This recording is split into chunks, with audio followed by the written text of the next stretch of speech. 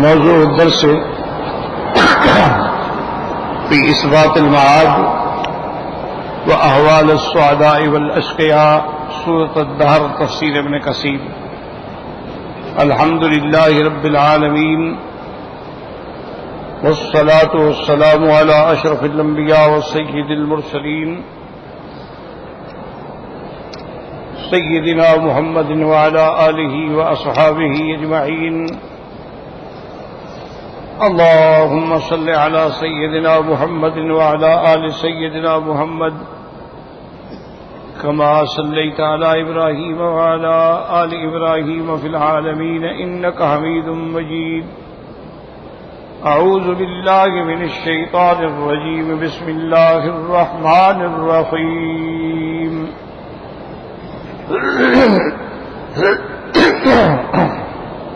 إنا أعتدنا للكافرين سلاسلا وأغلالا وسعيرا. إن الأبرار يشربون من كأس كان مزاجها كافورا عينا يشرب بها عباد الله يفجرونها تفجيرا.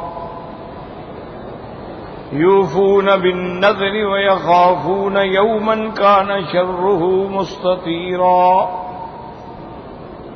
ويطعمون الطعام على حبه مسكينا ويتيما وأسيرا. إنما نطعمكم لوجه الله لا نريد منكم جزاء ولا شكورا. إنا نخاف من ربنا يوما عبوسا قمطريرا.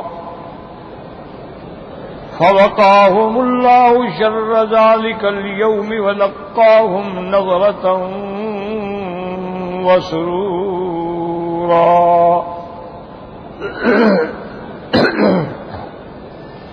وجزاهم بما صبروا جنة وحريرا.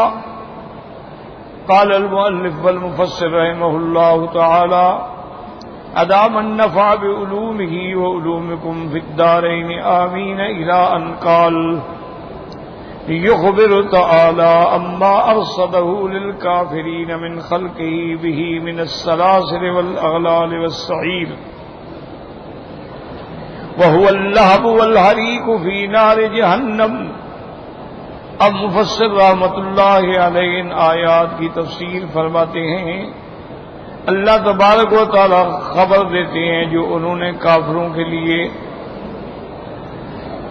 سلاسل زنجیریں، توق و سعیر مانا جہنم، یا مفسر فرماتے ہیں سعیر مانا ہوا اللہب، وہ جہنم کے آگ کے شعلے اور جلنا نارے جہنم میں، یہ سزائیں ان کے لیے اللہ نے تیار کر رکھی.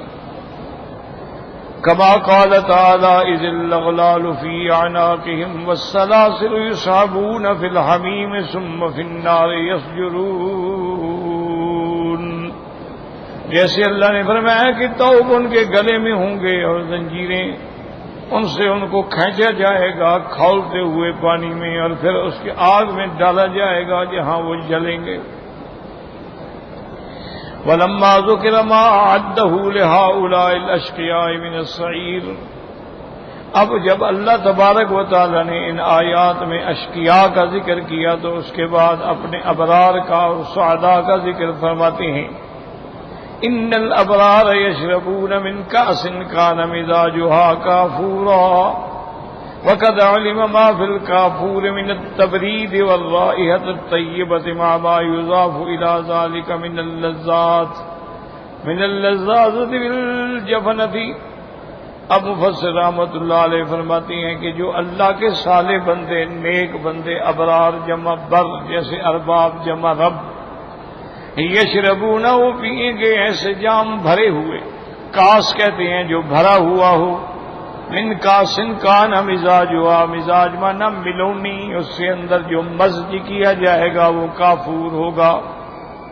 اب مفسر فرماتی ہیں کہ کافور جو ہے، کافور کے اندر ٹھنڈک بھی ہوتی ہے اور رائحہ طیبہ بھی ہوتی ہے. ما یضاف الیہ، اس کے علاوہ بھی اور چیزیں لذت والی ہوں گی جو اس میں ڈالی جائیں گی. قال الحسن يرد الكافور في طيب الزنجبيل ولهذا قال عين يشربها عباد الله يفجرونها تفجيرا.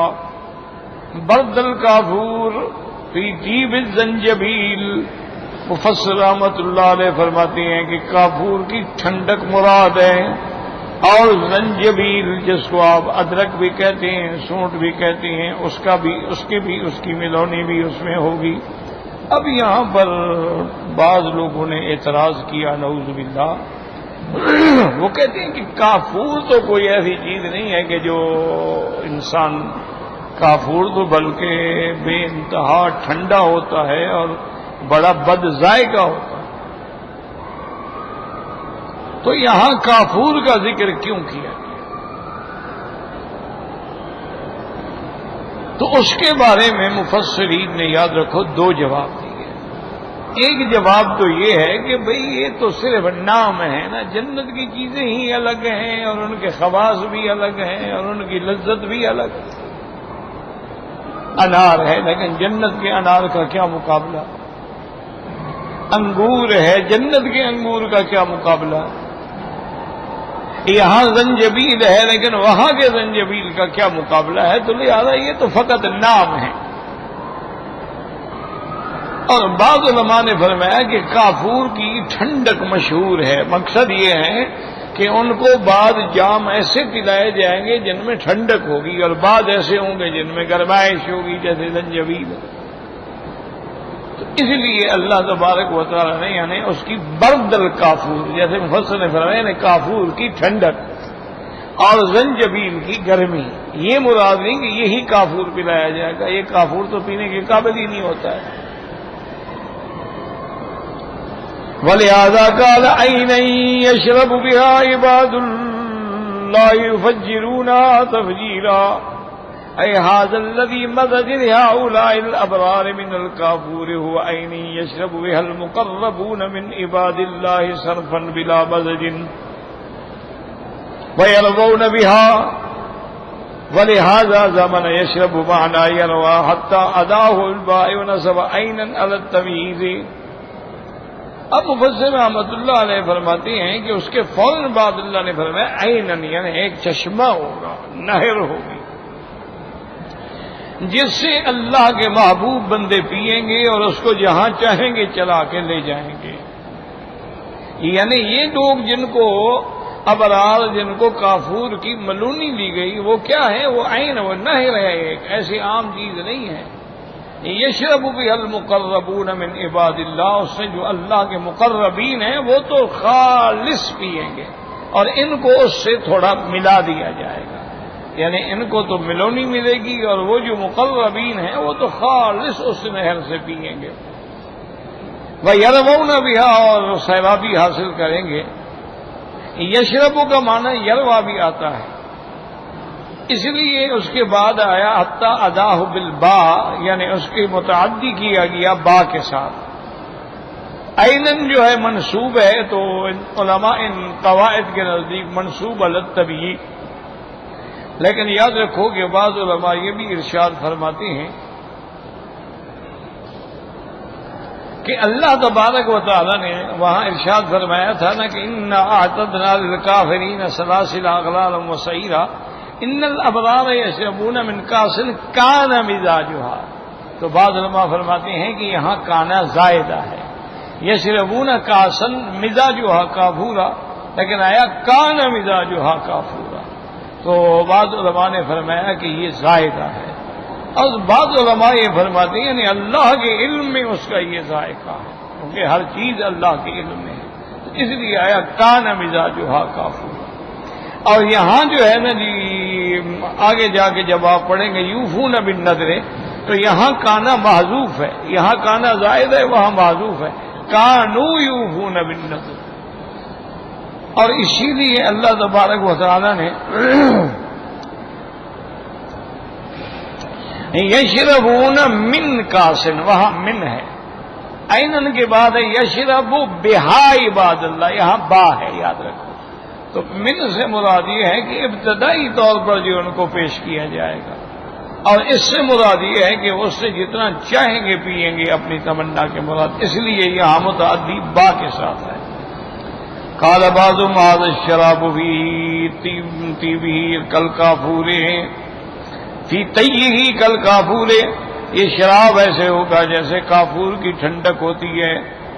وقال بعض وہ من عین کافور، وہ کافور کی نہر سے لایا جائے گا۔ وقال بعض من يكون منصوبا بيشرب هذه الاقوال الثلاثه ابن جریر، بعض کہتے ہیں کہ اس جگہ پر تفجیرن جو ہے منصوب ہے یشرب بہا سے، بعد نے فرمایا تفجیرن منصوب ہے تمییز پہ۔ ایک قول یہ بھی ہے علماء نحو کا کہ نہیں، یہ منصوب ہے اپنا یشرب سے۔ ابن جریر نے بھی یہی اقوال علماء قواعد کے ذکر فرمائے ہیں۔ وقوله تعالی یفجرونها تفجیرا أي يتصرفون في حيث شاءوا وأين شاءوا من قصورهم ودورهم ومجالسهم ومحالهم، والتفجير هو الإنباء۔ اب مفسر فرماتے ہیں یفجرونها کمانا، یعنی اس نہر کو، اس چشمے کو جیسے چاہیں گے تصرف فرمائیں گے، جہاں چاہیں گے لے جائیں گے۔ دنیا کی نہریں اوپر سے نیچے آتی ہیں، لیکن جنت کی نہریں جو ہیں اللہ مومن کے تابع فرما دیں گے، وہ چاہیں گے تو پانی اوپر کو بھی چلے گا، محلوں میں بھی پہنچے گا، ان کے جو قصر ہیں ان کے اندر بھی وہ پہنچے گا جہاں چاہیں گے۔ اصل تو تفجیر کا معنی ہوتا ہے کسی چشمے کا پھوٹنا، لیکن یہاں معنی یہ ہے کہ یتصرفون فیہا کیف یشاؤ۔ وقالوا لن نؤمن لك حتى تفجر لنا من الارض ينبوعا، جیسے کہ کافروں نے حضور پاک سے کہا تھا ہم ہرگز ایمان نہیں لے آئیں گے جب تک کہ مکے میں اندر زمین سے آپ چشمے نکال کے ہمیں نہ دکھائیں۔ اور اللہ نے فرمایا فجرنا خلالهما نہرا، اور ہم نے ان کے درمیان یعنی باغوں کے اور محلوں کے نہر بھی جاری کی۔ قال مجاہد یفجرونها تفجیرا کما یقودونها حیث شاؤ، حضرت مجاہد فرماتی ہیں یفجرونها کما یعنی وہ چلائیں گے جس طرف چاہیں۔ وقضا قال اکرمۃ وقتادہ وقال الثوری یصرفونها حیث شاؤ، جدھر چاہیں لے جائیں، معنی ایک ہے، صرف تفسیر کے اقوال میں انداز سمجھانے میں فرق۔ وقوله تبارک وتعالی یوفون بالنذر ویخافون یوما کان شرہ مستطیرا، أن يتعبدون لله فيما أوجبه عليهم من فعل الطاعات الواجبة بأصل الشرع وما أوجبوا على أنفسهم بطريق النذر، وہ اپنی منتوں کے پورے کرنے والے ہیں۔ اب علماء فرماتے ہیں کہ جب بندہ منت تو اپنے اوپر خود لازم کرتا ہے، جب وہ اس کے پورا کرنے والے ہیں تو جو اللہ نے واجب فرمایا ہے وہ اس کو کیسے پورا نہیں کریں گے؟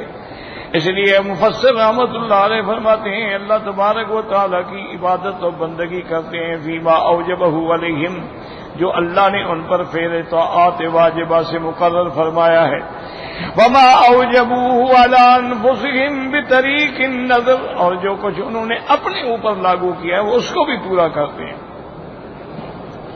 قال الامام مالک عن طلحة بن عبد الملك الإيلي عن القاسم بن مالك عن عائشة رضي الله تعالى عنها أن رسول الله صلى الله عليه وسلم قال من نذر أن يطيع الله فليطعه ومن نذر أن يعصي الله فلا يعصيه، رواه البخاری رحمہ اللہ من حدیث مالک۔ اب مفسر رحمت اللہ علیہ فرماتی ہیں کہ اس حدیث مبارک میں جو سیدہ عائشہ صدیقہ رضی اللہ تعالی عنہا سے روایت ہے، وہ فرماتی ہیں کہ حضور پاک نے فرمایا کہ جو بندہ اللہ کی اطاعت میں منت مانے وہ پوری کرے، لیکن خدا نہ کرے نافرمانی میں منت مانے تو اس کو ہرگز پورا نہ کرے۔ یعنی جو اطاعت ہے، جو فرما برداری ہے کہ انشاءاللہ منت مانی کہ میرا کام ہو جائے تو میں 10 طواف کروں گا، پورا کروں گا، میں عمرہ کروں گا، میں حج کروں گا، میں قرآن ختم کروں گا، میں خیرات کروں گا، لیکن کوئی منت مانے کہ میرا اگر یہ گناہ والا کام ہو جائے تو پھر میں یہ کروں گا، تو وہ پھر حرام ہے، وہ ناجائز ہے۔ وَيَتْرُكُونَ الْمُحَرَّمَاتَ الَّتِي نَهَاهُمْ عَنْهَا خِيفَةً مِّن سُوءِ الْحِسَابِ يَوْمَ الْمَعَادِ وَهُوَ الْيَوْمُ الَّذِي شَرُّهُ مُسْتَطِيرٌ أَيْ مُنْتَشِرٌ عَامٌ عَلَى النَّاسِ إِلَّا مَن رَّحِمَ اللَّهُ۔ اور یہ اللہ کے جو بندے ہیں حرام چیزوں سے بچتے ہیں، ان کو چھوڑتے ہیں جن سے اللہ تبارک و تعالیٰ نے روکا ہے، کیونکہ ان کو یوم الحساب کا ڈر ہے، قیامت کا ڈر ہے، اور وہ دن ایسا ہوگا جس کا شر مستطیر مانا منتشر نام سب پہ پھیلا ہوا، الا من رحم اللہ، مگر وہ جن پہ اللہ رحم فرمائے، کیونکہ جو اللہ کے بندے ہوں گے ان پہ تو کوئی خوف نہیں ہوگا، لا خوف علیہم ولا هم یحزنون، اور جو اللہ کے بندے ہوں گے لا یحزنهم الفزع الاکبر وتتلقاهم الملائکۃ ھذا یومکم الذی کنتم توعدون، ان کو اس دن قیامت کی وہ بڑی پریشانی جو ہے ان سے بھی کوئی پریشانی نہیں ہوگی۔ ایمان والے اللہ کے عرش کے سائے کے نیچے ہوں گے، ایمان والے یمین عرش کے پاس ہوں گے، ایمان والے اللہ کی نعمتوں میں اس حال میں بھی ہوں گے کہ حالانکہ وہ شر، وہ عذاب سب پہ پھیلا ہوا ہے، لیکن اس کے اندر بھی اللہ والے محفوظ ہیں، جیسا کہ میں نے خلاصہ درس میں عرض کیا تھا کہ حضرت ابراہیم الخلیل علیہ السلام کے ہر طرف آگ ہے، لیکن اندر ابراہیم گلزار میں بیٹھا ہوا ہے، بردن و سلامن علی ابراہیم۔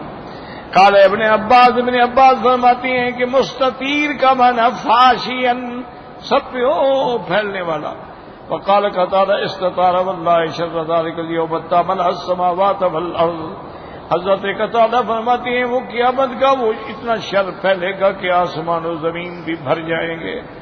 وقال ابن قولهم استطار الصدع فی الزجاجۃ واستطال، کہ جیسے کوئی چیز جو ہے وہ برتن کے اندر پھیلتی ہے، چھا جاتی ہے، فباتت وقد اسأت فی الفؤاد صدعا الانا بها مستطیرا، یعنی ممتدا فاشیا، وہ شر لمبا پھیلنے والا، سب کو چھا جانے والا۔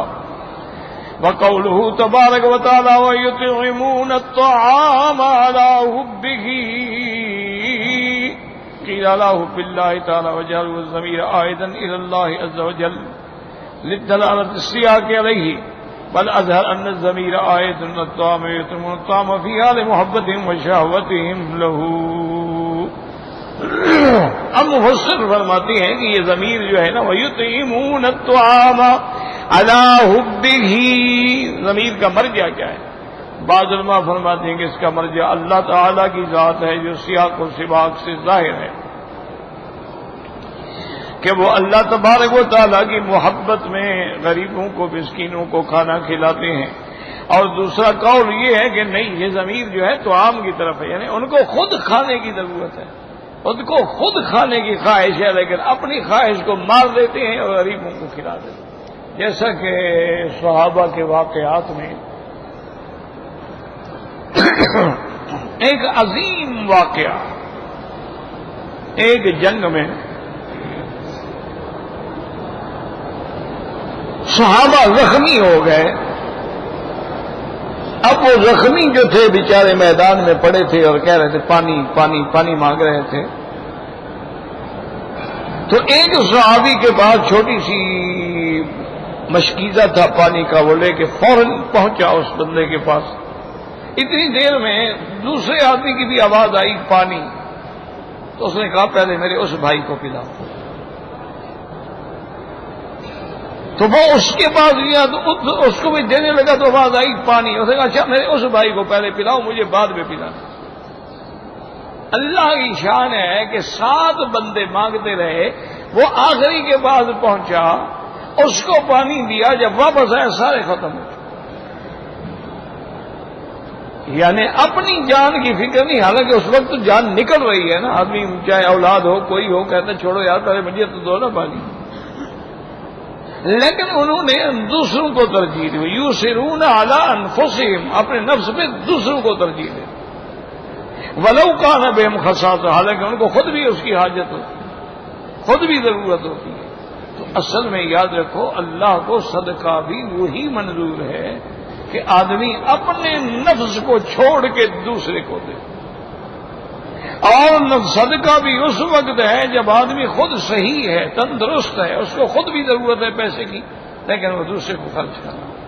مرنے کے وقت تو سارے خرچہ کرتے ہیں، جب مرنے لگتے ہیں اس وقت تو کہتے ہیں کہ ہاں بھائی یہ بھی خیرات کر دو، یہ چیزوں کا کوئی فائدہ نہیں ہوتا اگر سکرات لگ جائے. اس لیے محترم کہ ضمیر طعام کی طرف راجی ہے کہ وَيُطْعِمُونَ الطَّعَامَ فِي حَالِ مُحَبَّتِهِمْ وَشَهْوَتِهِمْ لَهُ.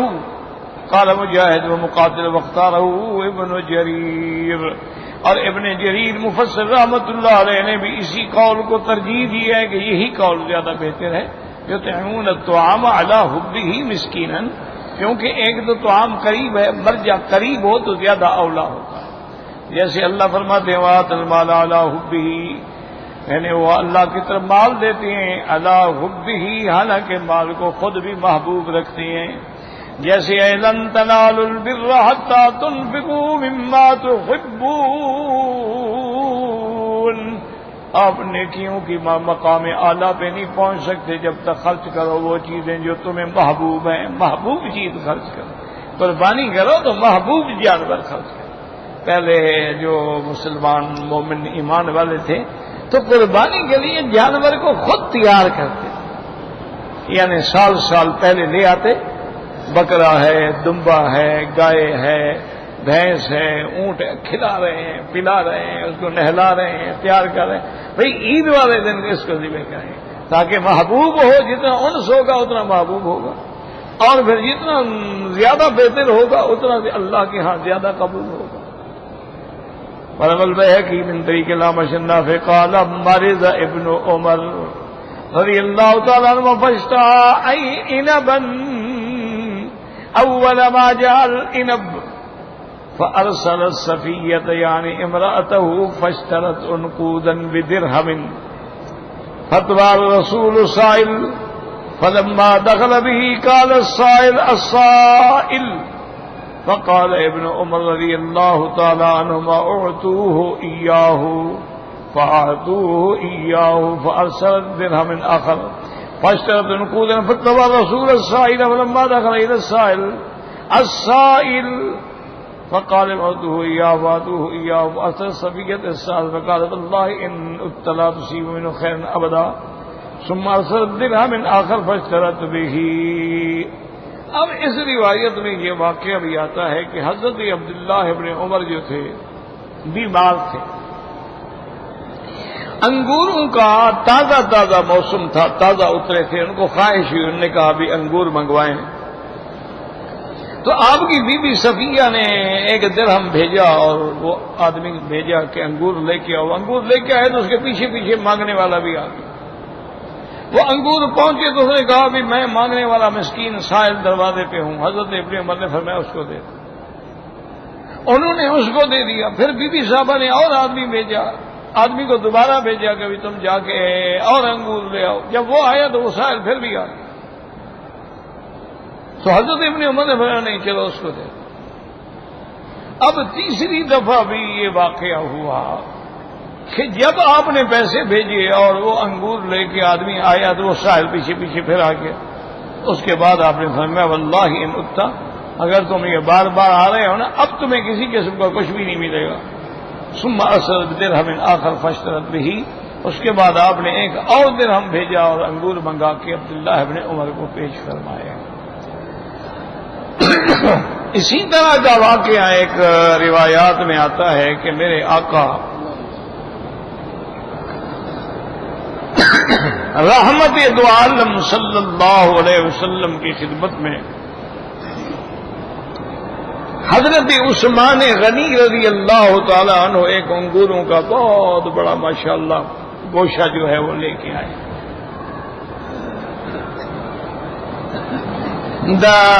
فوراً ایک سائل آ گیا مانگنے والا.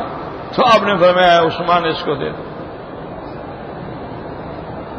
حضرت عثمان نے دے دیا، اور جب وہ باہر چلا گیا حضرت عثمان بھی باہر چلے گئے، کیونکہ حضرت عثمان چاہتے تھے بھی یہ انگور بہت اچھے ہیں، حضور پاک خود کھاتے۔ انہوں نے کہا اللہ کے بندے کتنے میں بیچو گے؟ اس نے کہا اتنے میں۔ انہوں نے کہا یہ پیسے لے لو، انگور مجھے دو۔ انگور لے کے دوبارہ حضور کی خدمت میں پیش کیے، وہ اللہ کا بندہ پھر آ گیا۔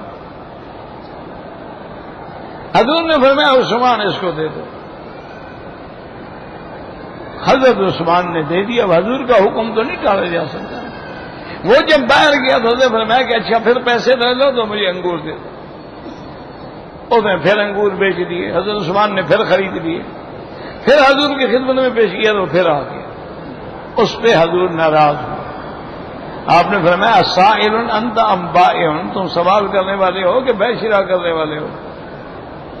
ٹھیک ہے، سوال ہو گیا، ایک دفعہ ہو گیا، دو دفعہ ہو گیا، لیکن اس پر بھی اللہ تبارک و تعالیٰ نے قرآن اتارا کہ اما السائل فلا تنہر، میرا بدرین مانگنے والے کو کبھی نہ جھڑکو۔ اور سائل ہے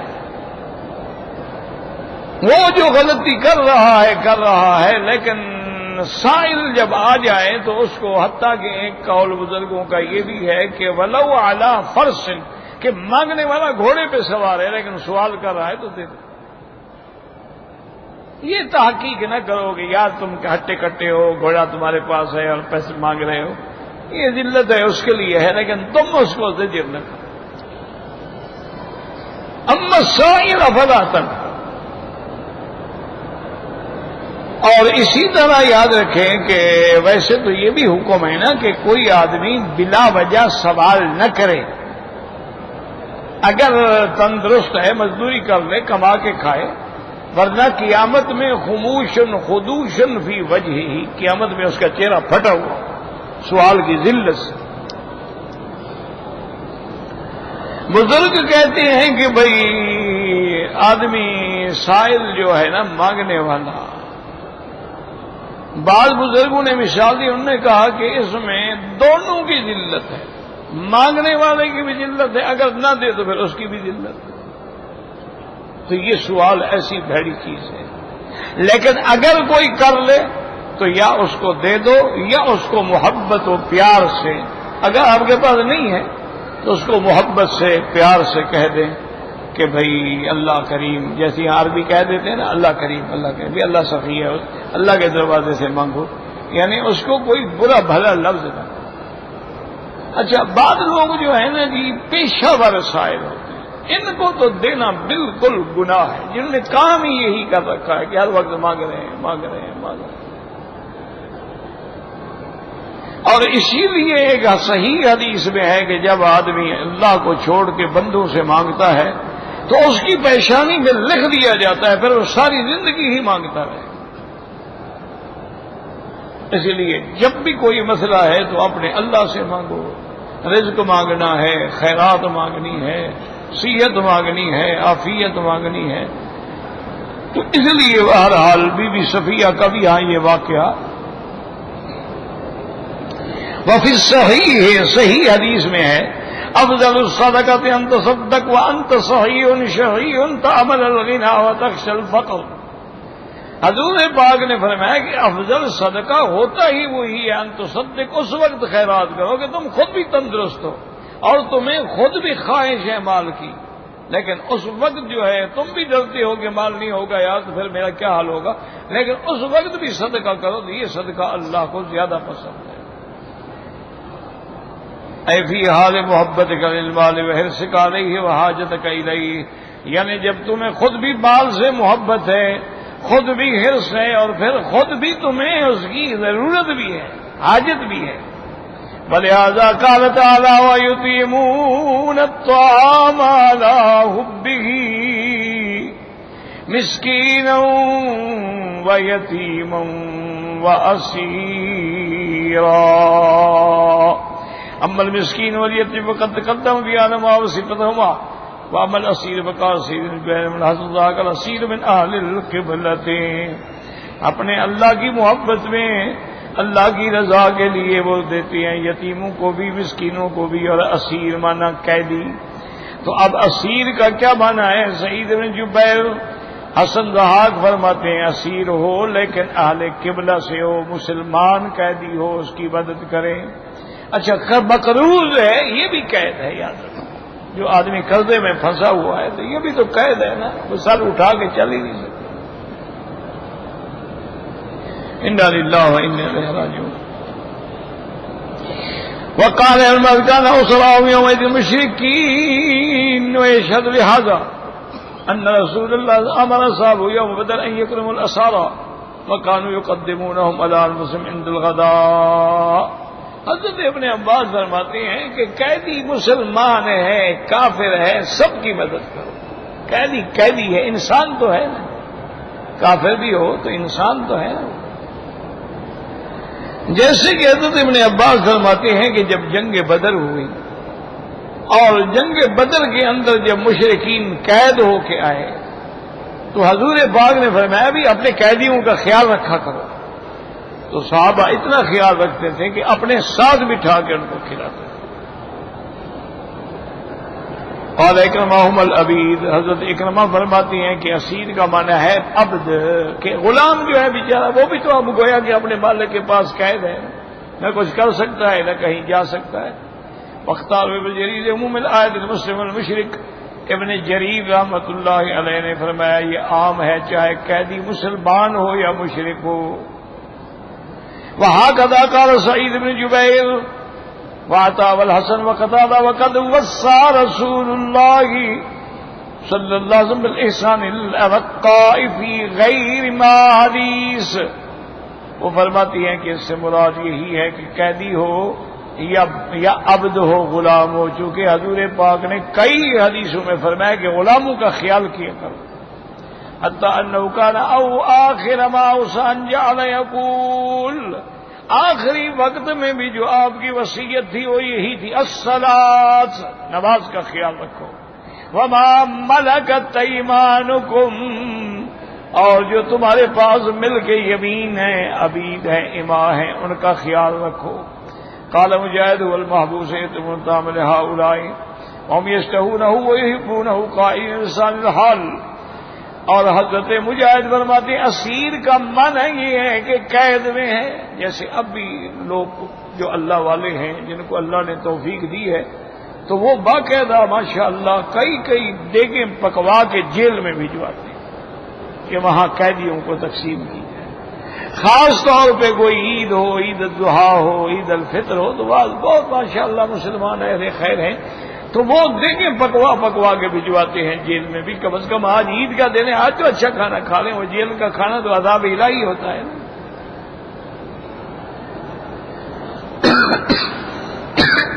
تو وہ فرماتی ہیں کہ اسیر کا معنی ہے قیدی۔ بہرحال لفظ عام ہے، قیدی ہو یا وہ غلام ہو یا مقروض ہو۔ اور پھر لسان حال سے کہہ رہے ہوتے ہیں، یعنی جب دے رہے ہیں تو ان کا جو ضروری نہیں کہ زبان سے کہیں بلکہ ان کی کیفیت بتا رہی ہے، بھی ہم جو آپ کو دے رہے ہیں ہم اللہ کی رضا چاہتے ہیں، آپ سے ہم نے کیا بدلہ لینا؟ جو پہلے ایک بندہ قید میں پڑا ہے اس سے کیا لینا ہے؟ انما نطعمکم لوجہ اللہ اے رجاء ثواب اللہ رضا، ہم تو اللہ کی رضا چاہتے ہیں۔ لا نريد منکم جزاء ولا شکورا، اے لا نطلب منکم مجازات تکافئوننا بها ولا ان تشکرون عند الناس۔ معنی یہ ہوتا ہے وہ کہتے ہیں کہ نہ تو ہم آپ سے کوئی بدلہ مانگتے ہیں اور نہ ہم آپ سے کوئی تعریف مانگتے ہیں اور نہ ہم یہ چاہتے ہیں کہ لوگوں کے درمیان میں جا کے کہو کہ فلاں نے یہ دیا یہ دیا، نہیں، ہم اللہ کو راضی کر رہے ہیں اور جو ہم دے رہے ہیں وہ اللہ تبارک و تعالیٰ دیکھ رہا ہے۔ اسی لیے حکم ہے کہ تم اس انداز میں دیا کرو کہ دائیں ہاتھ سے دو تو بائیں کو بھی خبر نہ لگے۔ معنی یہ ہے کہ رازداری سے، چھپا کے، خفیہ طریقے سے، تاکہ جس میں ریا بھی نہ ہو، سمعت بھی نہ ہو، شہرت بھی نہ ہو۔ اسی لیے حضرت عمر فرماتے ہیں کہ ایک بوڑھی عورت تھی اس کا کوئی آل اولاد کوئی نہیں تھا.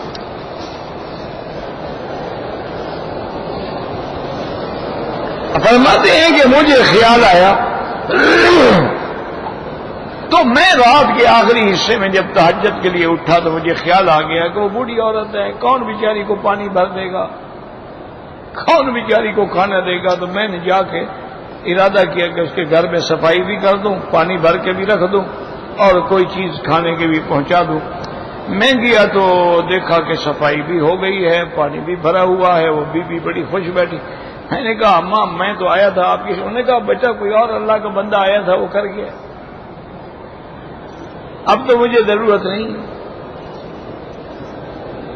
حضرت عمر فرماتی ہیں کہ دوسری رات میں ذرا جلدی چلا گیا, لیکن دیکھا تو سب کچھ ہو چکا ہے, جھاڑو بھی پھری ہوئی ہے, پانی بھی بھرا ہوا ہے, اس کے ساتھ وضو کے لیے پانی بھی رکھا ہوا ہے, ہر ضرورت کی چیز. انہوں نے کہا بیٹا کوئی اور بندہ تو اس سے پہلے آ کے کر گیا. حضرت عمر فرماتی ہے کہ میں حیران ہو گیا, کون بندہ ہے کہ جو ہمیں موقع ہی نہیں دیتا. کہتے ہیں تیسری رات میں چھپ کے بیٹھ گیا تو میں نے دیکھا فَإِذَا هُوَ ابو بکر, کہ حضرت صدیق تھے رضی اللہ تعالی. اسی لیے صحابہ فرماتے ہیں کہ سرکار دو عالم نے ما سوا کلمہ شہادت میں آتا ہے نا کہ لا الہ الا اللہ, کوئی معبود نہیں, اس کے علاوہ حضور کی زبان سے کبھی لا نہیں نکلا. جس نے مانگا نام, جس نے کہا دے دیا.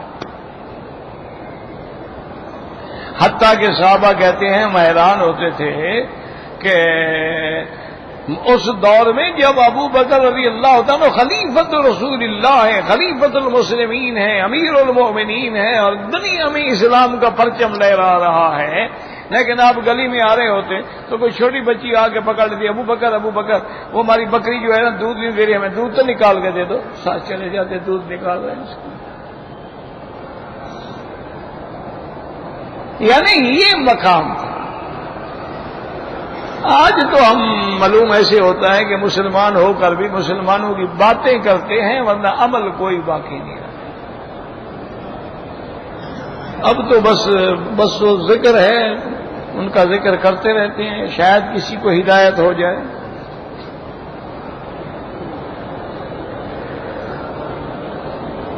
کہتا ہے جی کہ آدمی اسلام کے قانون کے مطابق اپنی بیوی سے کتنا دور رہ سکتا ہے, یعنی کتنا عرصہ دور رہ سکتا ہے. میرا بھائی اس میں یاد رکھو کہ سیدنا امیر المومنین عمر بن الخطاب رضی اللہ تعالی عنہ نے یہ مسئلہ اپنی بیٹی سے بی بی حفصہ سے, جو زوجہ محمد مصطفیٰ ہیں, امہات المؤمنین ہیں, ان سے پوچھا. کیوں شریعت میں تو کوئی شرم نہیں ہوتی نا. تو آپ نے فرمایا کہ میری بیٹی بی بی حفصہ سے کہ ایک عورت اپنے خامند سے کتنا عرصہ دور رہ کے مطمئن رہ سکتی ہے. تو بیٹی نے فرمایا کہ عمر عجیب بات ہے, تم نے قرآن نہیں پڑھا. حضرت عمر کہتے ہیں میں حیران ہو گیا. میں نے کہا بی بی کیا بات ہے؟ انہوں نے کہا قرآن میں اگر کوئی بندہ مر جائے تو کتنا عدت ہے؟ انہوں نے کہا عدت ہے 4 مہینے 10 دن. فرمایا تو پھر اتنی مدت اللہ دور رکھنا چاہتا ہے نا کہ عدت کے بعد دوسری شادی کرے ہو, ورنہ تو کیا ضرورت تھی 4 مہینے کی. لیکن حضرت عمر نے پھر صحابہ سے مشورہ کرنے کے بعد اسی کو کہتے ہیں نا اجبا, فیصلہ کیا تھا اور اپنے تمام گورنر کو چٹھی بھیج دی تھی کہ بھی کوئی مجاہد جو ہے اس کو 6 مہینے سے زیادہ سرحد پہ نہ رکھو, واپس بھیجو گھر, اس کے بدلے میں اور آدمی منگوا لو تاکہ وہ اپنی بیوی کے حقوق بھی آ کے ادا کرے. تو شرعاً تو مسئلہ یہی لکھا ہے فقہاء نے کہ 6 مہینے سے زیادہ دور نہ رہے. اب بعض فقہاء یہ کہتے ہیں کہ بھئی حالات پر بھی ہے. کیا معنی؟ مثلا بعض عورتیں ایسی ہوتی ہیں جو 1 ہفتہ بھی خامن کے بغیر نہیں گزار سکتی. تباہے ہیں نا جی, بعض میں حدت ہے, بعض میں گرمی ہے. اچھا بعض میں برودت ہوتی ہے, اس کو 6 مہینے خیال ہی نہیں آتا جب تک خامن نہ بلائے. خاوند بلا رہے تو بیوی ہے بیچاری، لیکن خود اس کو جذبات نہیں ہوتے، اس کے اندر طبعاً برودت. تو بعض فقہا فرماتے ہیں ایک تو اس خیال کو بھی آدمی دیکھے کہ بھی میری بیوی کی کیفیت کیا ہے، دوسرا وہ یہ بھی خیال کرے کہ میں جہاں جا رہا ہوں تو کیا میں نے اپنی بیوی کے نان، نفقہ، خرچہ، عزت، پردہ، ہر چیز کا انتظام کر دیا ہے کہ میرے بغیر اس کو کوئی تکلیف نہیں ہوگی. تو کہتے ہیں کہ پھر آپس میں اتفاق سے وہ کوئی فیصلہ کر لے بھی میں 2 سال کے لیے جا رہا ہوں باہر، صبر کرو تاکہ کچھ بچوں کے لیے کما کے لے آئیں، ہمارا بھی کوئی مستقبل بن جائے، اور وہ بھی راضی ہے. لیکن شرط یہ ہے کہ وہ محفوظ بھی ہو. یہ نہیں ہے کہ آپ ادھر آئیں تو آپ کا بھائی بھی ماشاءاللہ قبضہ کر لے. آج کل تو حالات یہی ہوتے ہیں نا ماشاءاللہ، خامد نہ ہو دیور جو ہے. اسی لیے حکم ہے نا، حضور نے فرمایا الحمو الموت، یہ تو موت ہے دیور، اس سے ہمیشہ پردہ کرو اور کبھی گھر میں نہ آنے دو، نہ کبھی اس سے نرم بات کرو. کیوں اس کو روکنے والا کوئی نہیں ہوتا نا جی. خاوند کا بھائی ہے، گھر جا رہا ہے آ رہا ہے، کون اعتراض کرے؟ کوئی اجنبی جائے تو کہیں گے یار یہ کیوں جا رہا ہے. تو ایسے لوگوں سے ہر حال میں بچنا چاہیے. اللہ تبارک و تعالی معاف فرمائے. اور آج جن حالات سے ہم معاشرہ، اور جب سے یہ گھروں میں ڈش آئی ہے، کیبل آیا ہے، انٹرنیٹ آیا ہے، یہ موبائل آئے ہیں، یہ تو ایک مستقل اللہ کا عذاب ہے. 10 سال کی بچیاں ہیں، 10 سال کے بچے ہیں، وہ جناب وہ موبائل پہ سیکسی فلمیں دیکھ رہے ہیں، ویڈیو فرینڈ دیکھ رہے ہیں، انٹرنیٹ پہ بیٹھ کے چیٹنگ کر رہے ہیں، میسج بھیج رہے ہیں، پیغام بھیج رہے ہیں، اسکائی پہ بات کر رہے ہیں. اور یہ یہاں کپڑے اتار کے کھڑی ہے، وہ وہاں کپڑے اتار کے بدوقت کھڑا ہوا. جب یہ لعنت ہو جائے پھر تو بیوی سے ایک دن بھی دور نہ رہو. روزی اللہ نے چاہا تو جہاں رہو گے وہاں بھی مل سکتی ہے، اور نہ چاہے تو باہر بھی نہیں مل سکتی. یہاں کتنے لوگ ہیں عرب میں، کتنے لوگ 2-2 سال سے پھر رہے ہیں، کہتے ہیں نوکری نہیں، روٹی نہیں، کھانا نہیں، کچھ نہیں. اور کتنے لوگ ہیں جو اپنے ملک کے اندر بھی الحمدللہ خوشحال ہیں.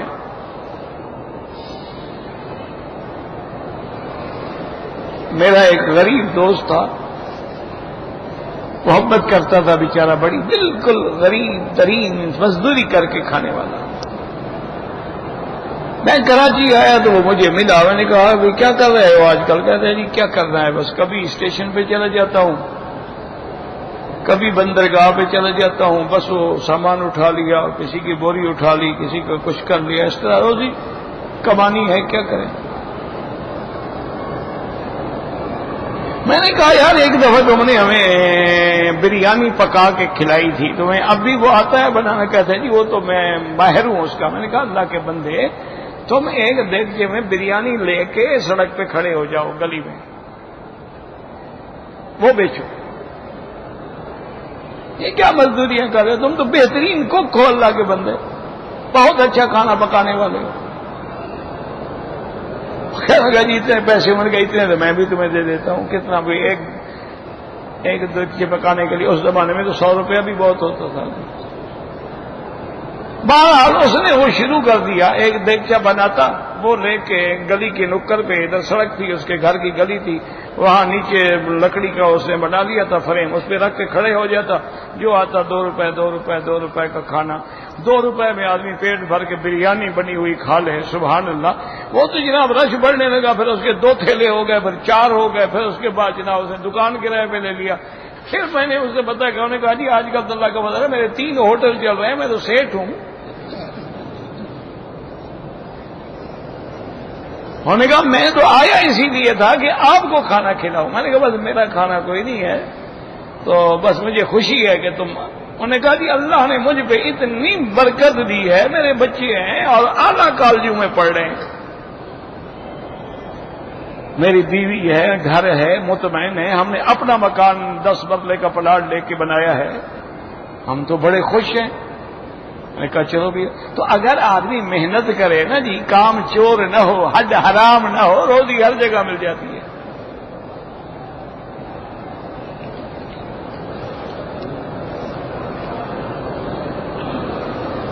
کہتے جی کہ نماز عصر میں امام صاحب جو ہے وہ اونچی آواز میں نہیں پڑھتا، پڑھتا تو ہے نا، کہ پڑھتا ہی نہیں، پڑھتا ہے تو پھر امام کا پڑھنا ہمارا پڑھنا ہے، زور سے پڑھے یا آہستہ پڑھے، یہ کیا بات ہوئی؟ جب حدیث میں ہے کہ قراءۃ الامام قراءۃ لہو، امام کا پڑھنا تمہارا پڑھنا ہے، اب وہ زور سے پڑھ رہا ہو یا آہستہ پڑھ رہا ہو۔ ہاں امام احمد ابن حنبل رحمۃ اللہ علیہ فرماتے ہیں کہ جو نمازیں جہری ہیں جیسے فجر ہے، مغرب ہے، عشاء ہے، ان میں تو مقتدی فاتحہ نہ پڑھے، لیکن سری نمازیں ہیں چونکہ وہ سن نہیں رہا قرآن تو لہذا فاتحہ پڑھ لیں۔ لیکن امام صاحب فرماتے ہیں ایک ہی بات ہے کہ اذا قرأ فانصتوا، جب امام پڑھے تم چپ رہو۔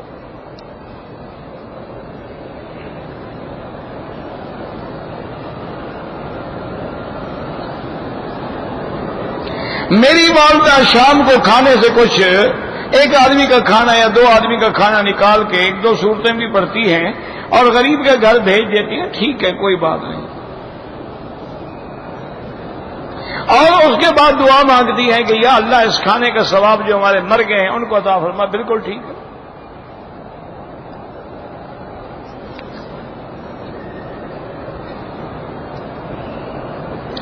پاکستان میں کھاد اور سپرے کا جو لوگ کاروبار کرتے ہیں وہ لوگ 1000 روپے کی بوری پہ 1500 میں بیچتے ہیں۔ میرا بھائی اگر نقد ریٹ 1000 ہے، ادھار 1500 ہے، تم نے ادھار لی ہے تو ٹھیک ہے، مقصد ہے تم نے یہ دوسرا ریٹ قبول کیا ہے، وہ سود نہیں بنتا۔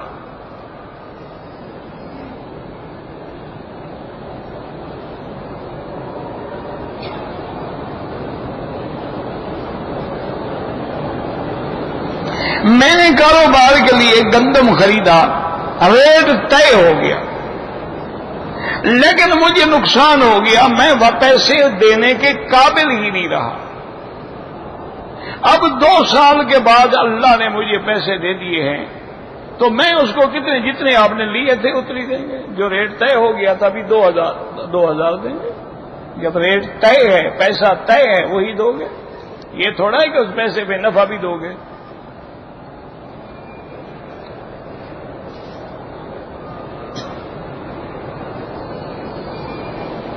میں نے پڑھا ہے کہ گناہوں کا انجام جو ہے اللہ کی سزا ہے، صرف تم نے پڑھا ہے، روز تو پڑھا جا رہا ہے، اور کیسے پڑھا ہے؟ آج کے سبق میں کیا تھا؟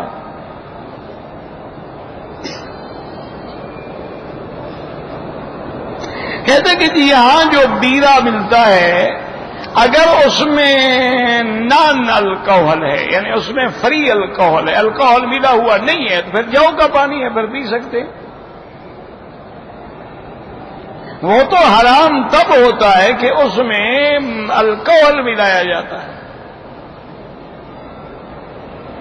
کیونکہ جو باہر کی دنیا میں بیئر بکتی ہے وہ تو نشہور ہوتی ہے، اس میں تو وہ الکوہل نشہ ملا ہوا ہوتا ہے۔ اگر عصر کی نماز کے بعد طواف کریں، افضل یہ ہے سب ائمہ کے نزدیک کہ مغرب کے بعد 2 رکعت پڑھیں، لیکن حنابلہ رحمہ اللہ اور شوافی فرماتے ہیں کہ پڑھ سکتا ہے، لیکن افضل سب کے نزدیک یہی ہے کہ مغرب کے بعد پڑھیں۔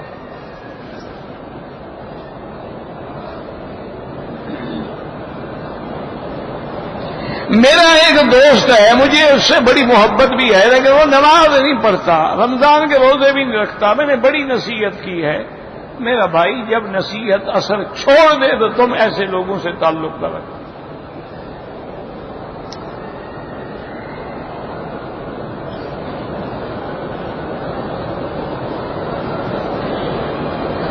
بعض عورتوں میں ہے کہ سینے پر وہ اعتکاف سے کوئی ڈنڈا لٹکاتی ہیں، یہ ناجائز ہے کہ نظر نہیں لگے گی۔ نظر لگنی ہے تو لگی جاتی ہے، کچھ بھی کرو، جس دن لگنی ہوگی نا اس دن گنڈا بھی انشاءاللہ تمہیں بھول جائے گا لگانا۔ تقدیر کے فیصلے ہیں، اللہ پہ توکل کرو۔ علاج موجود ہے، حضور پاک کو حضرت جبریل نے آگے بتلایا تھا، بسم اللہ ارقیک اللہ یشفیک، ایک روایت میں ان کل داء یؤذیک من کل نفس او عین حاسد بسم اللہ ارقیک اللہ یشفیک، یہ پڑھا کریں۔ اور سورۃ القلم کی جو آخری آیت ہے وَإِن يَكَادُ الَّذِينَ كَفَرُوا لَيُزْلِقُونَكَ بِأَبْصَارِهِمْ، وہ پڑھا کریں۔ اللہ نظر بس ورنہ نظر تو حق ہے، لگتی ہے۔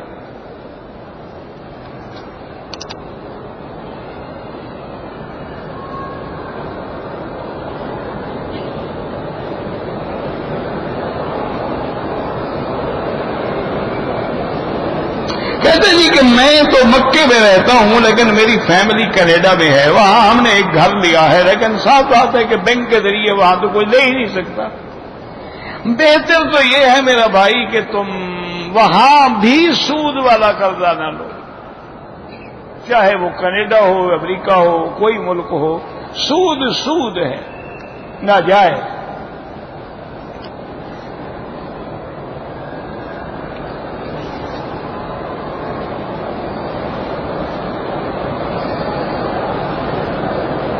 کہتے ہیں جی کہ فجر کی نماز میں جب تکبیر ہو رہی ہوتی ہے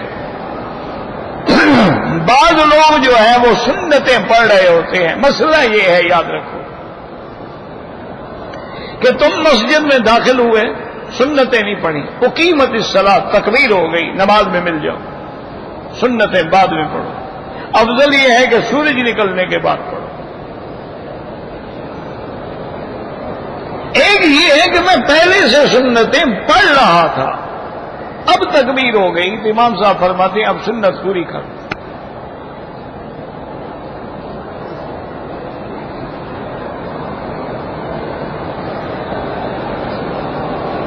کہتے جی کہ حرم میں 27 لاکھ کا ثواب، جو حرم کی جماعت سے پڑھے گا انشاءاللہ ان کو 27 لاکھ کا ثواب۔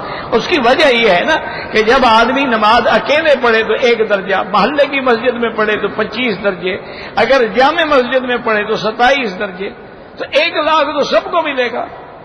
لیکن جب وہ محلے کی مسجد میں پڑھے گا تو 25 لاکھ ہو جائے گا، اور جب وہ اللہ کے حرم میں آگے پڑھے گا تو 27 لاکھ ہو جائے گا۔ اور بعض محدثین اور علماء نے تو یہ بھی لکھا ہے کہ حضور نے فرمایا، ارشاد فرمایا کہ میری مسجد میں نماز 1000 ما سوى المسجد الحرام، لیکن مسجد الحرام میں 1 لاکھ۔ تو فرماتے ہیں حضور نے یہ نہیں فرمایا کہ یہاں 1 وہاں 1 لاکھ، فرمایا یہاں 1000 وہاں 1 لاکھ، 1000 ضرب 1 لاکھ۔ وہ کہتے ہیں 1 کو ضرب لاکھ سے نہیں دیں گے بلکہ 1000 سے ضرب دیں گے، تو 1000 سے جب ضرب دیں گے تو خود اندازہ کر لیں کہ کتنے پیسے، کتنے ثواب بن جائیں گے۔ چونکہ مولویوں کو تو ضرب تقسیم آتی نہیں، چونکہ وہ اپنا مال تو کھاتے نہیں نا، لوگوں کا مال کھاتے ہیں، ضرب تقسیم کی ضرورت کیا ہے؟ ضرب تقسیم تو وہ دے نا جو محنت کر کے کھائے۔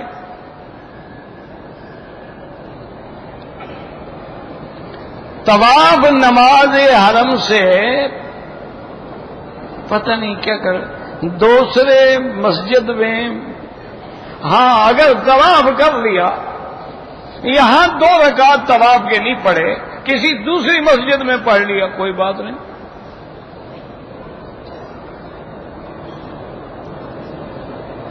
کہتے جی کہ میں مکے میں رہتا ہوں، عمرہ کرنا ہے تو لازماً یا تو مسجد عائشہ جائیں یا جعرانہ جائیں یا عرفات، یعنی حد حرم کے باہر جا کے احرام باندھیں۔ گھر سے احرام باندھ کے عمرہ نہیں ہوتا۔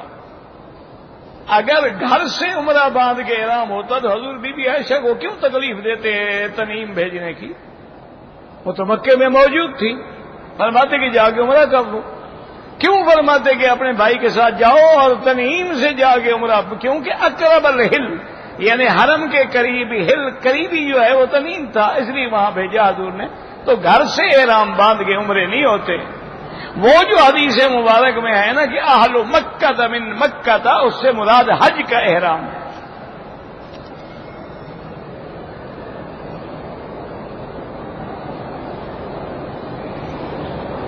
مکہ کے اندر اچھا، مکے والوں کو مسجد عائشہ جانے کی ضرورت نہیں، ماشاء اللہ دنیا کو مولوی نکلا ہوگا ماشاءاللہ، آج کل تو مجتہدین کا زور ہے نا، ورنہ تو ائمہ اربعہ کا بھی اور علماء اہل حدیث کا بھی یہی حکم ہے کہ مسجد کے باہر جائیں۔ یہاں بہت بڑے عالم تھے اہل حدیث جنہوں نے دارالحدیث کی بنیاد رکھی، انہوں نے کتاب لکھی ہے کہ عمرہ جو ہے وہ مسجد عائشہ سے یا جیرانہ سے کرنا ہوگا۔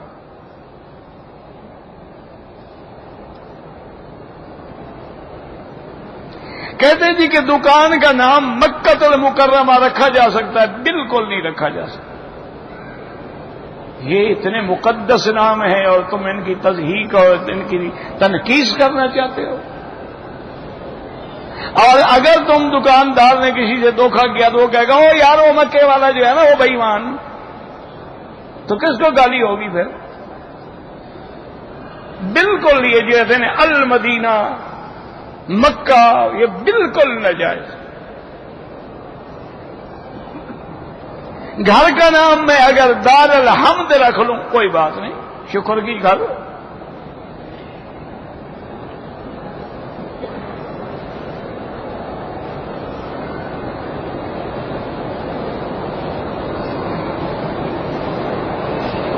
کہتے ہیں جی کہ ہمارے ملک میں بڑی غربت ہے، بڑی تنگی ہے اور لوگ ٹیکس چوری کرتے ہیں، کیا کریں؟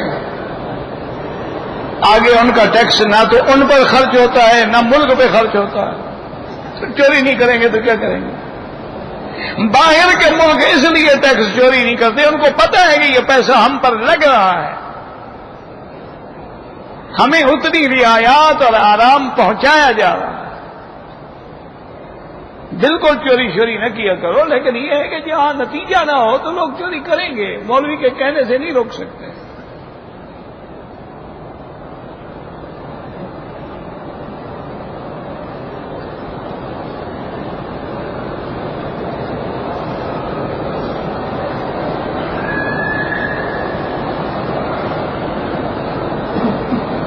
کہتے ہیں جی کہ ہم نے انڈیا میں گائیں خریدی تھیں قربانی کے لیے، وہاں کے ہندوؤں نے آ کر زبردستی ہماری گائیں جو ہیں وہ ضبط کر لیں، چونکہ وہ گائے کو ذبح کرنا نہیں چاہتے، چونکہ گائے تو ان کے نزدیک نعوذ باللہ بھگوان ہے نا، خدا ہے۔ کہتے ہیں جی اس کا ہم دودھ پیتے ہیں، ماں ہے۔ میں نے کہا دودھ تو اللہ کے بندے بکری کا بھی پیتے ہو، بھیڑ کا بھی پیتے ہو، اونٹنی کا بھی پیتے ہو، سب کو ماں باپ بناؤ، صرف گائے کو کیوں؟ اصل تو سامری والی گائے ہے نا، اس نے جو بچڑا بنایا تھا جس کو انہوں نے سجدہ کیا تھا اسی کی تو اولاد ہے۔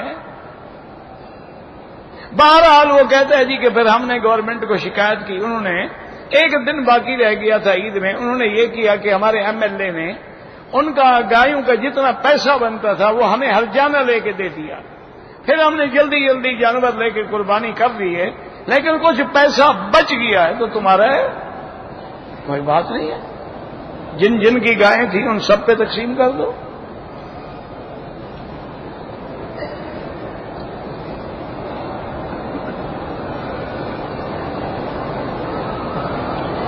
کمیشن لینا جو ہے جائز ہے یا ناجائز ہے، یہ حالات ہوتے ہیں۔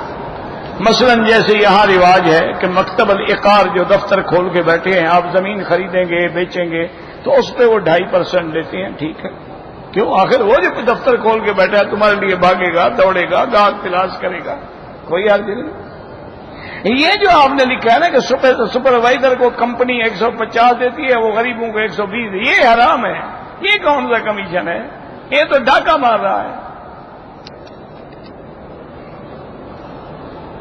زمزم کے پانی کو گرم کر سکتے ہیں، جب حاجی گرم ہو سکتا ہے تو زمزم کا پانی بھی تو گرم ہو سکتا ہے۔ حاجی کو دھوپ میں گرمی نہیں لگتی، تو حاجی گرم ہونے سے حاجی رہتا ہے، تو زمزم بھی گرم ہونے سے زمزم ہی رہتا ہے۔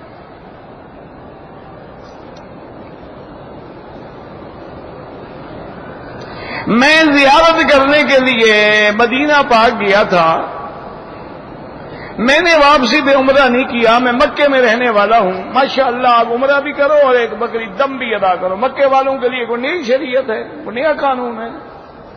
جب بھی تم میقات گزر گئے، جب واپس آؤ گے میقات سے تو احرام باندھ کے آؤ گے، ہاں اندہ کوئی مریض ہے، کوئی بیمار ہے، کوئی ملازم ہے، کوئی ڈپٹی والا ہے، روز جا رہا ہے آ رہا ہے، اس کے لیے معافی ہے۔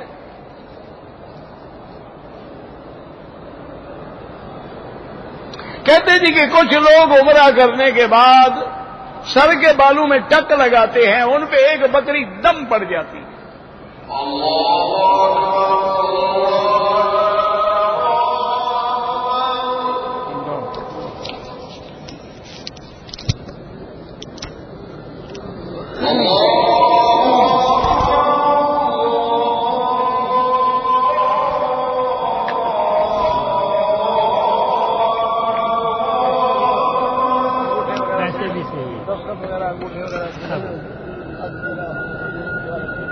وغیرہ